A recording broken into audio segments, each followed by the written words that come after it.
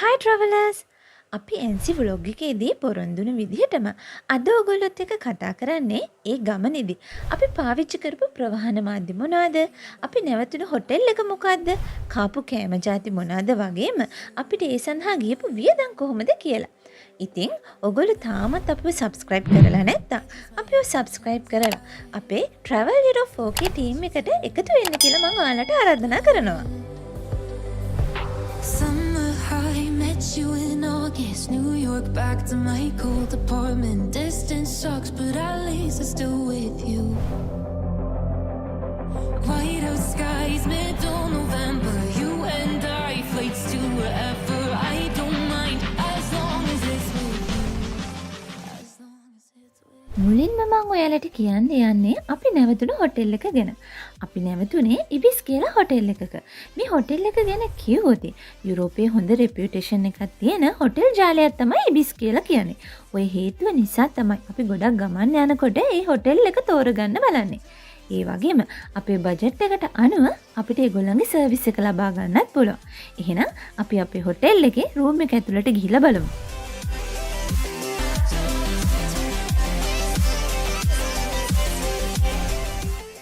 booking.com එක හරහා තමයි අපේ හොටෙල් රිසර්වේෂන් එක අපි කරගත්තේ. ඔයගොල්ලන්ටත් මේ booking.com කියන සයිට් එක මම රෙකමන්ඩ් කරනවා. 2 nights වලට අපේ රිසර්වේෂන් එක කරගත්ත නිසා අපි දෙන්නටම යූරෝ 189ක් වගේ කොස්ට් එකක් ගියා. හැබැයි රිසෙප්ෂන් එකේදී අපි දෙන්න තුන්වෙනි දවසට බ්‍රෙක්ෆාස්ට් එක ඉන්ක්ලූඩ් කරපු නිසා අපේ කොස්ට් එක ටිකක් වැඩි වුණා. Close out the night underneath the lilac sky. Summer high, met you in August, New York, back to my cold apartment. Distance sucks, but at least I'm still with you. ඊළඟට මම ඔයගොල්ලොත් එක්ක බෙදාගන්න යන්නේ ඒ ගමන ඇතුළතදී අපි ෆුඩ් එක්ස්පීරියන්ස් කරපු විදිය සහ ඒවට ගෙපු වියදම් ගැන. ට්‍රේන් එකෙන් බහපු ගමන්ම අපි දෙන බඩගින්න හිටපු නිසා කැපිචිනෝ දෙකක් එක කේක් දෙකක් තමයි කෑවේ. ඒකට අපිට ටෝටල් කොස්ට් එක ගියා යුරෝ 10ක් වගේ. සාමාන්‍යයෙන් මේ වගේ රටවල් වල අපිට බ්‍රෙක්ෆාස්ට් එකට කන්න පුළුවන් වෙන්නේ පැණි රස කෑම හරි ඊටාම සරල කෑම ಜಾති තමයි.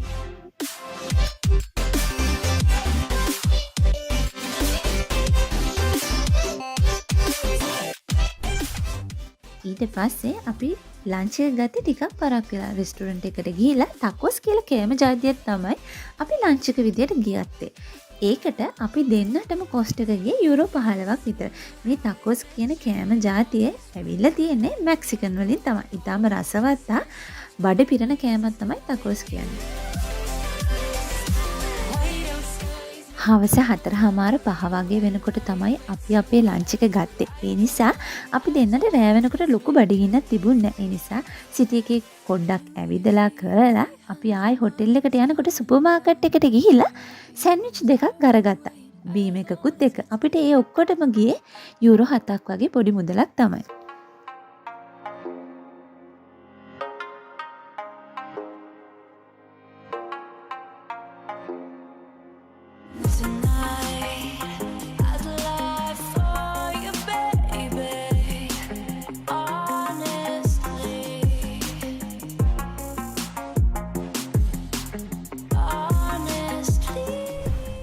දෙවෙනි දවසේ ආරම්භයත් එක්කම අපිට ඕන කරන වීඩියෝ සේරම අරගත්තට පස්සේ බ්‍රෙක්ෆාස්ට් එක විදියට කලින් දවසේ වගේම කේක් දෙකක් එක්ක කැෆේ දෙකක් තමයි අපි දෙන්න බ්‍රෙක්ෆාස්ට් එක විදියට ගත්තේ. ඒකට යුරෝ 8ක් වගේ මුදලක් අපි දෙන්නද ගියා. දෙවෙනි දවසේ ලන්ච් එක විදියට පීස් එකක් අරගෙන අපි දෙන ලේක් එක ගාවට ගිහිල්ලා ඉඳගෙන කෑවා. ඒ පීස් එකට සාමාන්‍යයෙන් යුරෝ 13ක් වගේ මුදලක් ගියා.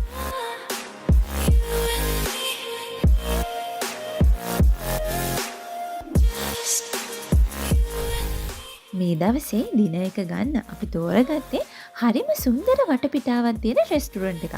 මේ රෙස්ටුරන්ට් එකේ ලසාන්‍ය දෙකක් ඕඩර් කරලා කොක්ටේල් දෙකක් එක්ක පරිසරයේ සුන්දරත්වයේ විඳින ගමන්ම අපි අපේ දින එක ගත්තා. අපේ දින එකට යුරෝ 60ක් විතර මුදලක් අපිට වැය කරන්න වුණා. You got it right this time. Nothing is out of line. අන්තිම දවසේ උදේම අපිට පැරිස් වලට පිටත් වෙන්න තිබුණ නිසා අපි දෙන්න නැවතිලා ඉන්න හොටෙල් එකෙන්ම තමයි අපි බ්‍රෙක්ෆාස්ට් එක ගත්තේ. ඒකට අපි දෙන්නට යුරෝ 10ක් විතර වැය කරන්න උනා. හැබැයි විශේෂත්වයේ තියෙන්නේ අපිට ගොඩාක් කෑම ಜಾති අපිට කැමති විදියට ඒගොල්ලන්ගේ රෙස්ටුරන්ට් එකෙන් ඒ යුරෝ 10ට කන්න පුළුවන් හැකියාවක් තිබුණා.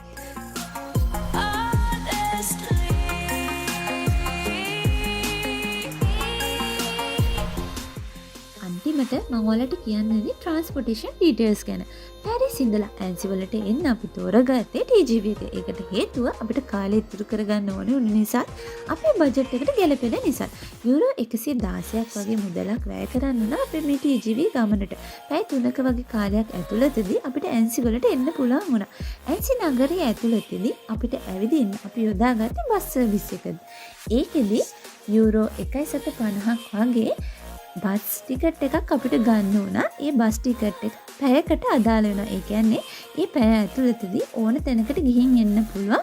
ඒ පැයට තමයි මේ යුරෝ 150 කියන ටිකට් එක වැලිඩ් වෙන්නේ. අන්තිමට ඇන්සි ඉඳලා පැරිස් වලට එන්න අපි තෝරගත්තේ ෆ්ලෙක්ස් බස් එක. ඒකට හේතුව තමයි අපිට හිතුණා TGV එකක් තෝරගත්තොත් හොඳයි කියලා. නමුත් අපි එන්න යොදාගෙන තිබුණේ ඉරිදා නිසා.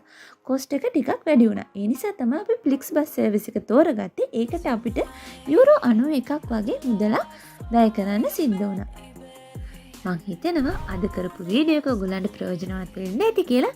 අපි මොන හරි අඩුපාඩු තියෙනවා නම් ඒ වගේම ඔයගොල්ලන්ගේ යෝජනා චෝදනා තියෙනවා නම් පල්ලෙහා තියෙන කමෙන්ට් සෙක්ෂන් එකේ කමෙන්ට් එකක් විදිහට තියලා යන්න. තාමත් ඔයගොල්ලෝ අපිව සබ්ස්ක්‍රයිබ් කරලා නැත්තම් අපිව සබ්ස්ක්‍රයිබ් කරලා ඉස්සරහට එන වීඩියෝ බලන්න බෙල් අයිකන් එක ක්ලික් කරගෙනම යන්න. එහෙනම් ඔයගොල්ලෝ හැම දිනාටම සුබ දවසක්.